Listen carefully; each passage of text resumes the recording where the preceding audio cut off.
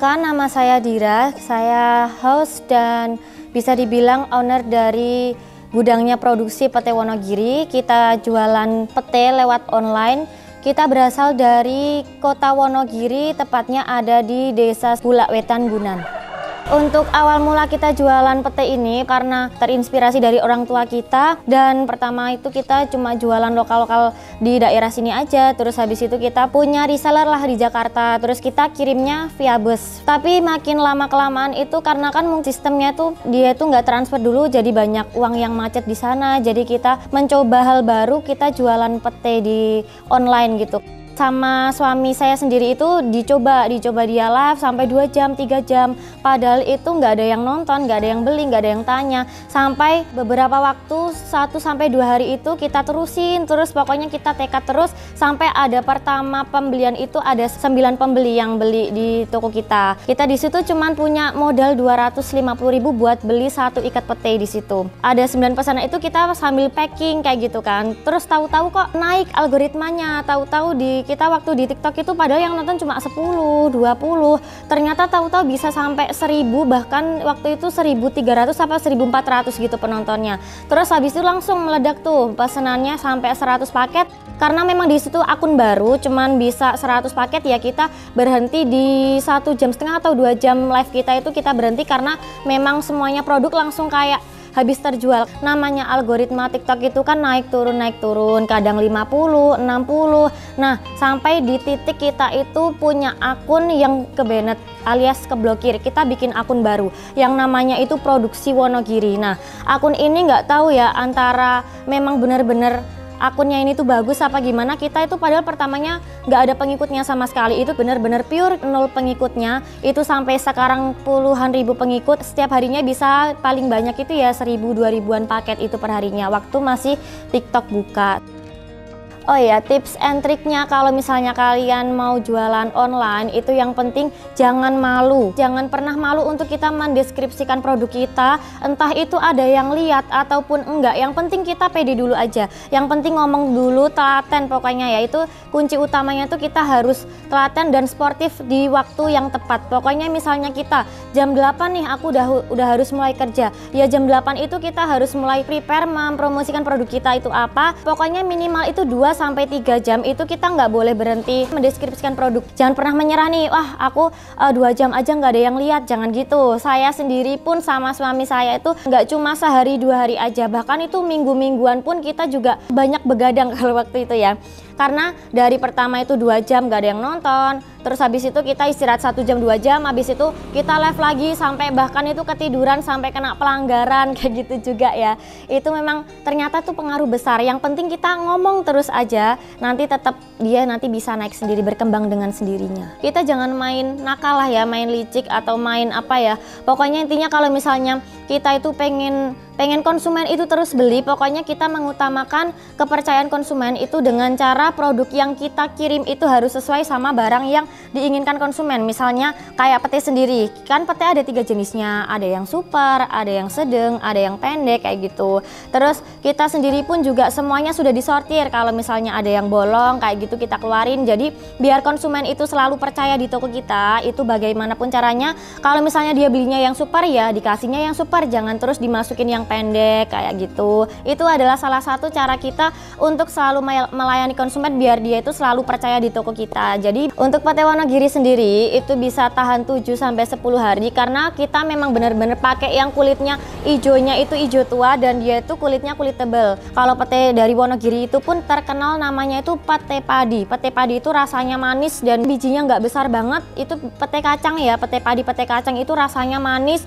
dan memang unggul kualitasnya. Memang harganya relatif sedikit mahal dari pete-pete yang lainnya ya, karena pete Wonogiri tersebut itu memang harganya mahal, tinggi, bisa kita unggulkan lah untuk kualitasnya sendiri. Kalau misalnya kita taruh disimpan di kulkas ataupun di freezer itu juga nggak menghilangkan rasa. Beda sama pete yang lain itu kadang ada yang getir, pahit seperti itu.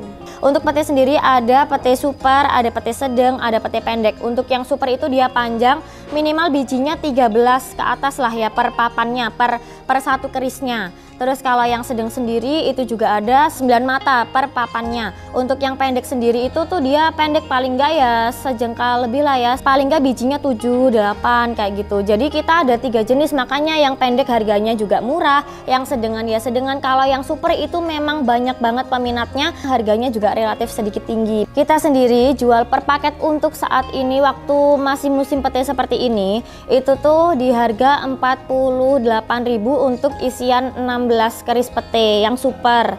Itu ketemunya 3 ribuan lah ya. Terus kalau yang sedang sendiri itu nanti isinya 20 keris pete, harganya 44.000, harganya 2 ribuan. Kalau yang pendeknya sendiri itu harganya 37.000, isinya nanti 22. Jadi untuk yang pendek itu tuh di bawah 2.000. Kita tetap mengikuti harga pasar aja sih ya kalau untuk harganya sendiri. Penjualan kita bisa ke seluruh Indonesia, tapi untuk sistem ke luar negeri itu kemarin juga ada yang ke Hong Kong sama ke Taiwan. Kalau ke luar negeri sendiri itu kalau misalnya nyariin ekspedisinya dia, terus nanti kita tinggal kirim barangnya, biasanya itu harus ke Solo dulu kalau dari Wonogiri.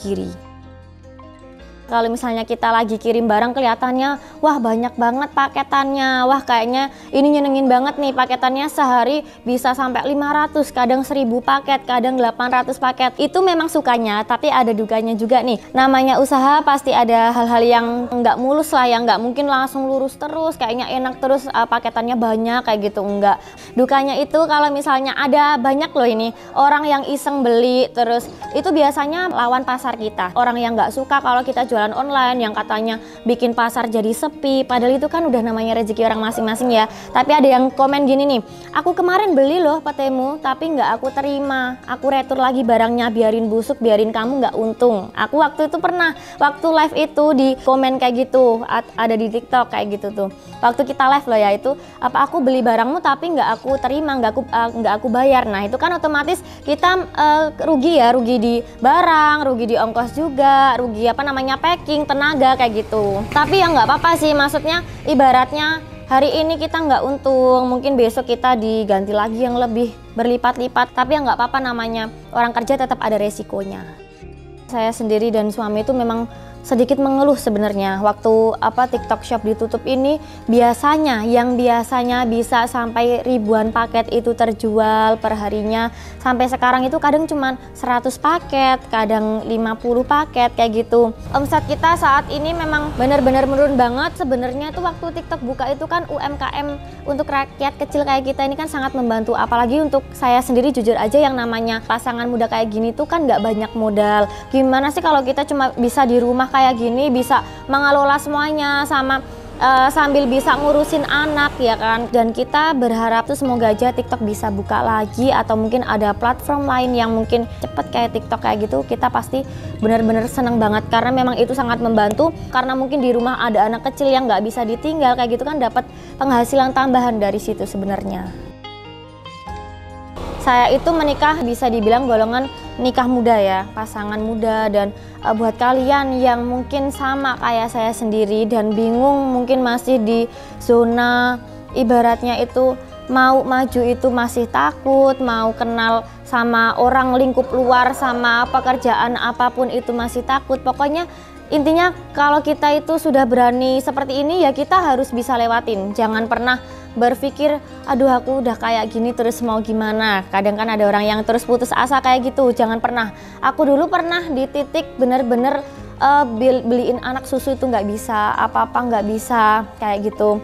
Terus sampai ibaratnya minjem ke siapapun itu nggak ada yang percaya. Untuk menyukupi kebutuhan sehari-hari kadang itu masih kurang-kurang terus. Dan sekarang kita jualan pete online kayak gini ini benar-benar membantu banget finansialnya ya, maksudnya bisa, maksudnya apapun kebutuhan rumah ya, walaupun ibaratnya kita tuh nggak harus yang tinggi-tinggi banget, yang penting setiap hari waktu kita butuh itu tetap ada. Waktu kita membutuhkan, misalnya kita butuh beli susu anak, terus besoknya kita udah ada. Terus misalnya kita butuh buat bayar listrik, pokoknya kebutuhan sehari-hari lah apapun itu, insya Allah semuanya sudah ada. Kalau misalnya kita benar-benar mau tekun belajar untuk berjualan online itu cepet banget kok bisa berkembangnya, bisa majunya.